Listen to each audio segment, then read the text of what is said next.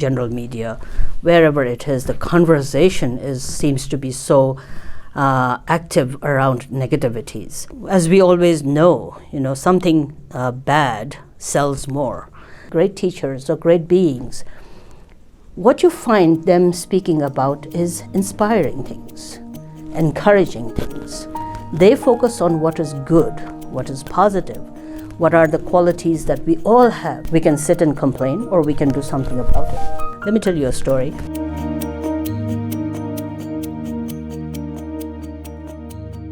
It's very easy, I think, because of the situation that the world is in and everything, whether it is in social media or whether it is in the general media, wherever it is, the conversation seems to be so active around negativities. One of the things that we have to keep in mind is that even though we speak of samsara as being, filled with suffering and the cause being ignorance and so forth, nevertheless, one has to constantly draw your attention to positive things that are actually there. And it's also based on outlook. Because as we always know, something bad sells more. And because there's so much dominance in selling something, when you gossip, for example, if you meet a person and the person says, "How are you?" and if you say, "I'm fine," people are not very interested in you. But if you say, "I'm having a terrible time," and if you go through all of the negative things that are happening, it makes up for a very interesting conversation. So it's like that, is that psychologically, and today how the world has become, and especially with the media, all the negativities sell, whatever is bad, whatever is negative is, and then the inclination, we are very inclined towards that, which I think is a small part of actually very wonderful things that are there.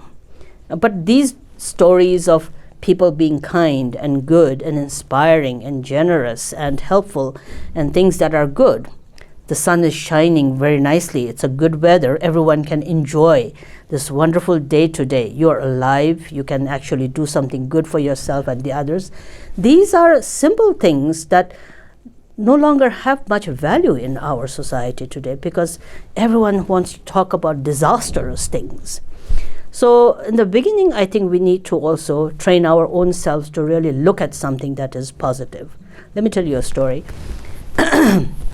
One of the very wonderful teachers that we have, almost all of the great teachers that we have, but the one that I want to mention is Jetsun Khandro Rinpoche, wonderful, great teacher from whom I had the blessings of many teachings.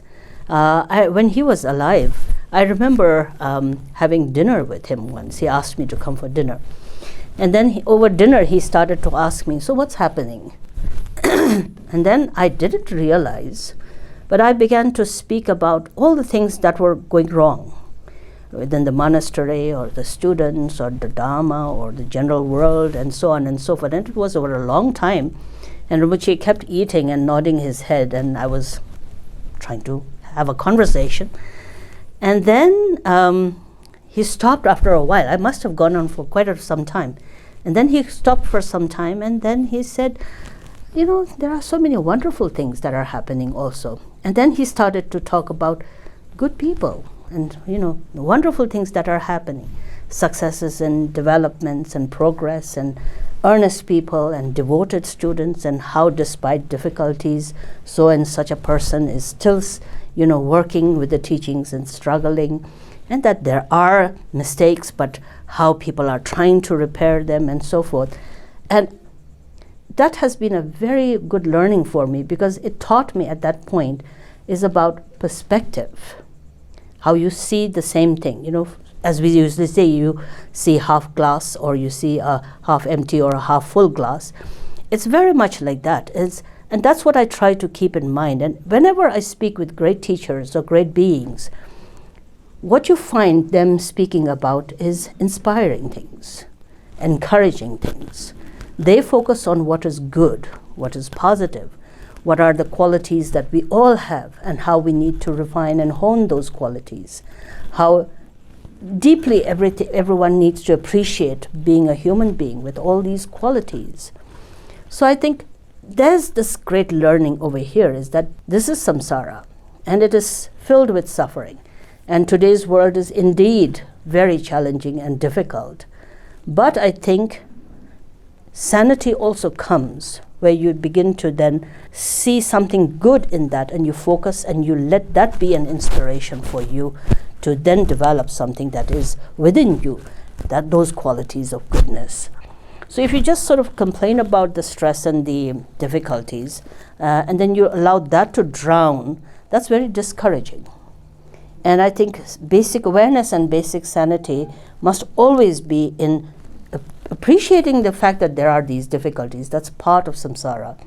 But at the same time, there is this wonderful life of a human being that you have, and the enormous capacity of such marvelous qualities that are intrinsic of oneself, that we can work with that, and to yourself be inspired to take the initiative to really work with those qualities.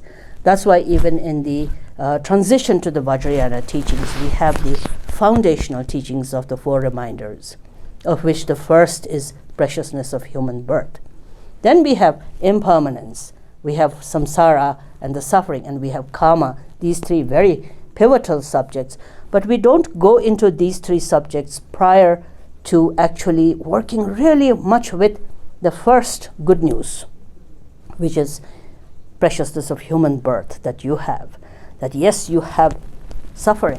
Yes, you create tremendous karma. And there's all the sufferings of the different existences.